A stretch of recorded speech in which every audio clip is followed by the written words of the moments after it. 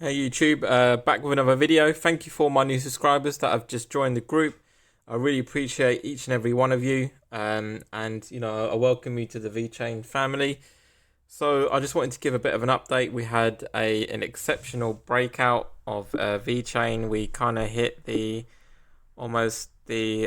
me just have a look here, the 128 Satoshi mark, and we broke out of the moving average with an exceptional candle. That is an unbelievable candle that we got.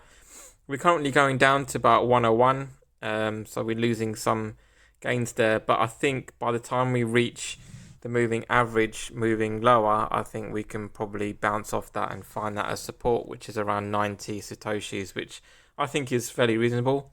And, I think with that breakout, we can expect for us to be able to get good support off that line and then trend our way higher. We might be looking at an Elliott wave movement for VeChain, but I wanted to bring you the most bullish news that I have at the moment. And, this is an insane increase in VeChain, going from almost, should I say, at the bottom, 88 Satoshis all the way up to 128 is an unbelievable increase, and that is quite a candle. And if you think back, you could almost compare that to, say, an XRP candle back in the day when it was expanding, when it would ran up to about $3.50. And I can see that VeChain will exponentially increase as time moves on.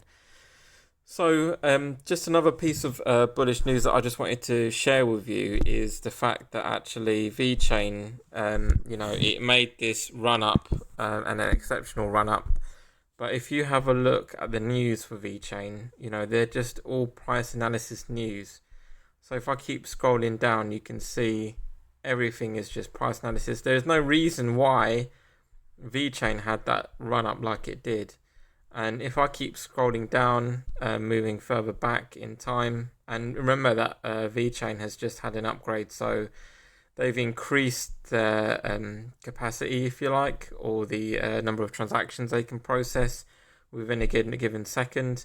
They haven't released details of how fast the VeChain network will be, but it will be exponentially faster. So again, you can see here that there is no news whatsoever on VeChain. And in fact, actually, I think VeChain hasn't really had any real news for months now. The VeChain Foundation has been fairly quiet.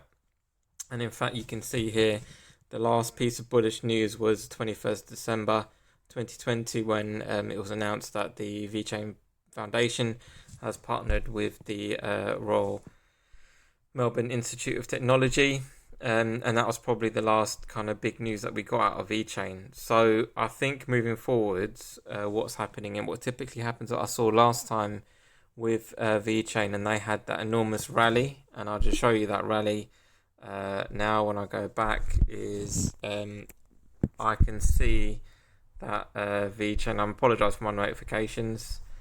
When we had this huge freaking run up here, and we just broke over that line to find support, and that was around the end of May.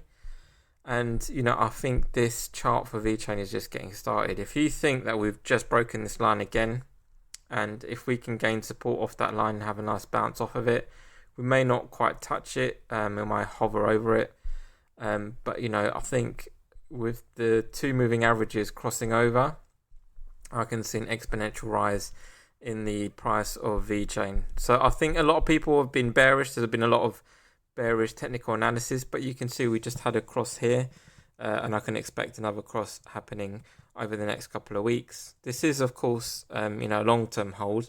It's not something that you'd be looking to hold for short term. But what the VeChain Foundation tends to do is they will release a whole group of news articles all around the same time, and that's what happened when that last pump happened. There was so much news and hype around VeChain, all around about the same time. I think there was about every 2 weeks there was a new partnership or new project or something new they were working on.